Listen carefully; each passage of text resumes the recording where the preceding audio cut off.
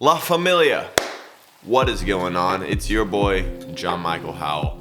I'm bringing you this specific video message today because I wanted to talk to you about my 2020 plans. I'm super excited about some of the things that I've really just been thinking about and things I've been like writing down in my journal, things that I want to do, things that I've been praying about, and I just wanted to share it with you guys. One, so I had a little bit of a sense of accountability to these dreams that I want to do this year, and two, I just want you guys to be informed on what I'm doing as you're kind of following me in this journey.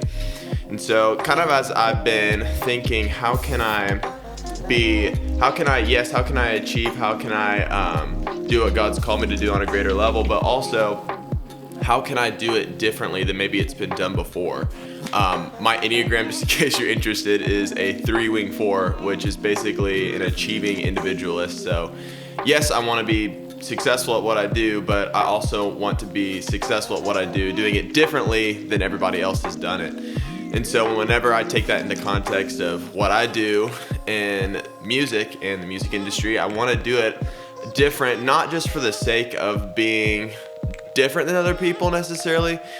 That's part of the reason, because it's just something that's a part of who I am. But also, I want to do it differently because I feel like there are some things that I have to bring that nobody else can. Just like everybody else has their specific giftings and callings that they have, that whenever they bring it to the table, they're the only ones with those exact specific things. And so I've been thinking about, God, what's my specific thing that you want me to do? And whenever it comes to music, I feel like this is what the Lord has been telling me, that it's my mission to go and radically change the music industry, where the dirty, explicit content in mainstream music is the minority, and whenever the good, holy, encouraging, inspiring music, that's the majority of music. And so I can say that, and it sounds like a really, really big thing, but you know what? Where I'm at with my walk with God, I really don't think it's impossible, as long as, I'm faithful to do my part that He's called me to do.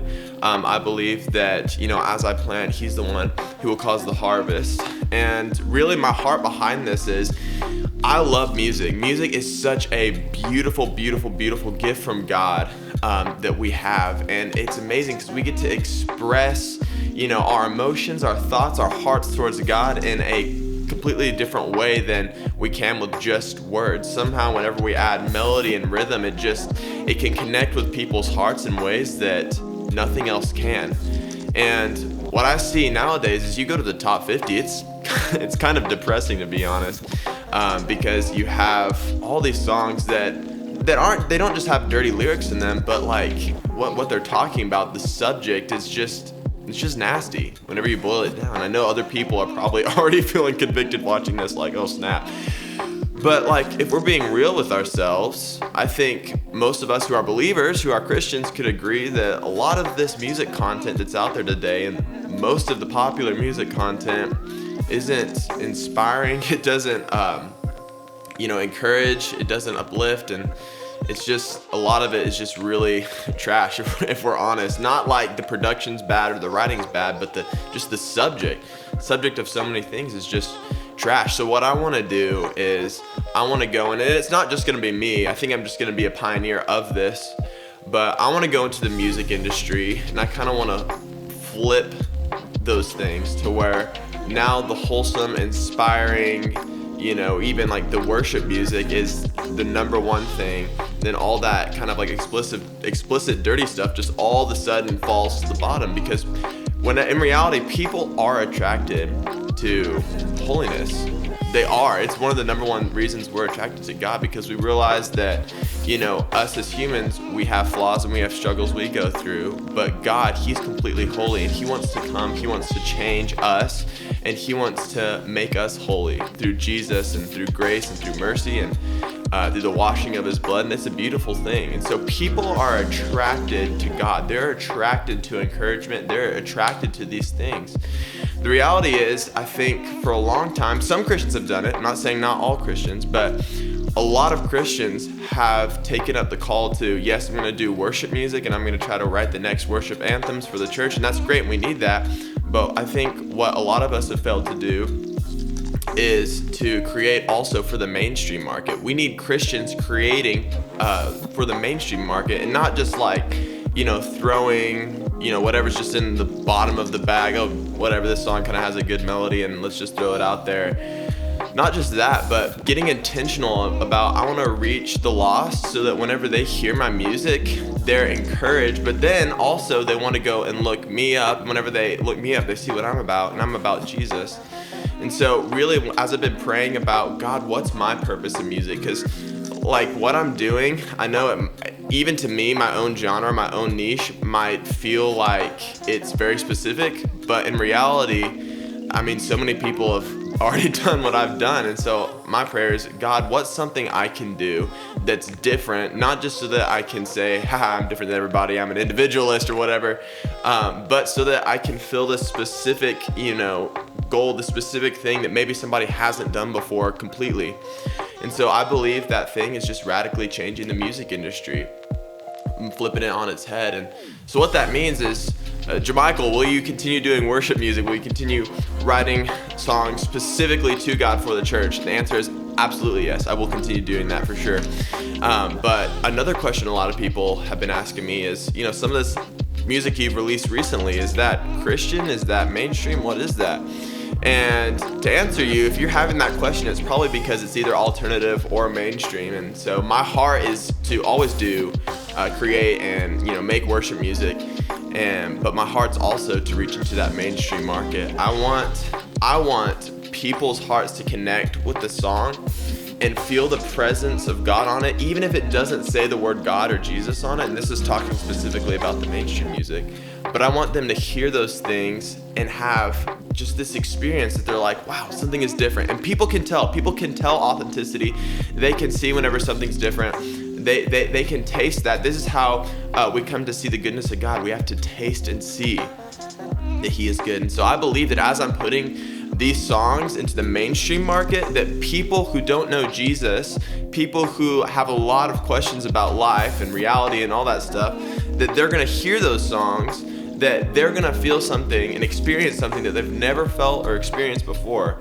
And then they're going to say, well, who wrote this song? They're going to come to me and they're going to find Jesus. And so that's my heart. And already, what I'm seeing right now is, even with the mainstream music I have out right now, I've had just amazing conversations with some of my atheist friends, with some of my Muslim friends, and I love those people so much.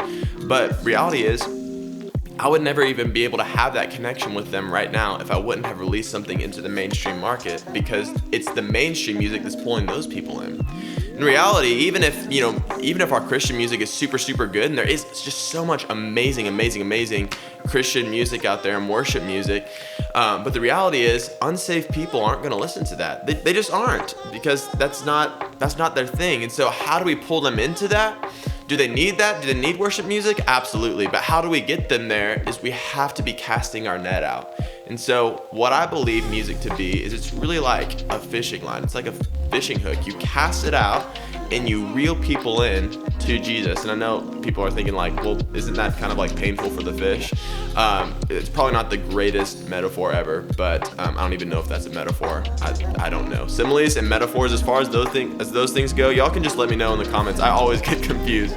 But moving on, music is it's your line, it's your fishing wire, it's that thing that people are like, wow, it's amazing. And that's not the meat itself. The meat is whenever you reel those people in and they come out of the water, out of that place of being dead, and they're exposed to real, true life. And so that's my heart, and that's what I want to do in 2020.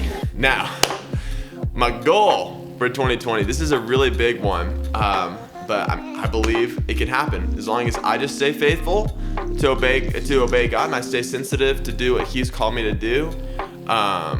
I believe that this is possible, but this is my mega massive dream for 2020. And that is to release one song every week. Even saying it right now, I'm like, oh dang, that's a lot of work, that's a lot. But I believe that God is going to grace me to be able to do this. The reason I want to do that is because I see a lot of people putting out singles, but putting out singles like once a month or maybe even twice a month. And I think as far as Spotify algorithms work and how, even like YouTube algorithms work and just social media and all that internet stuff in general. Really, what it's asking for is consistent content. And the more soon it can come and the more quality it can come with, the more you can bump yourself up on that algorithm. And so I'm 20 years old, and my kind of goal is to be doing music for probably the next 15 years. So about like 35-ish. I don't know if I'm going to be wanting to travel full time and all that stuff. So I believe, God has given me the specific thing where if I do it and if I'm faithful to obey what he's called me to do, that it's going to have rapid growth and acceleration in my music career. And so I'm telling this to you guys because I want to be held accountable to that dream, to that goal. So I'm going to be working really, really hard, diligently to accomplish that goal, because I want to see this music industry change, because I want to see people's lives change. Music is the background to life. And so if we can put on wholesome, encouraging, Jesus-centric backgrounds in our lives, I believe that background has a massive effect on how we live our lives. So I want you to just join me and, believing with me that this is going to be possible, and then we're going to do it. And I just wanted to say thank you guys so much for your support. You guys have been just amazing. Whenever I released Sky's Not the Limit, y'all were literally, there was like 200 to 300 people who were literally putting this thing on repeat to help me reach that 100,000 goal. We're not there yet. We will get there.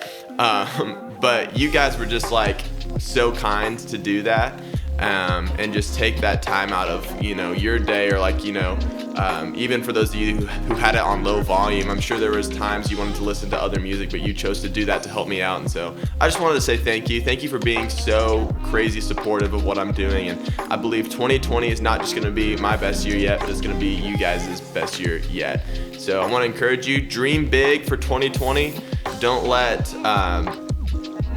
let like other people's opinions of what they think you can't do be your limit for what you actually can do, because I believe that we can do anything with God as long as we get his heart and his vision for stuff. Don't dream small whenever you're thinking about what God wants you to do, because he's able to do exceedingly abundantly above anything we could ever ask or, get this, think. So dream big, guys. I believe 2020 is going to be you guys' best year yet. Thank you for all your support. Peace out, fam.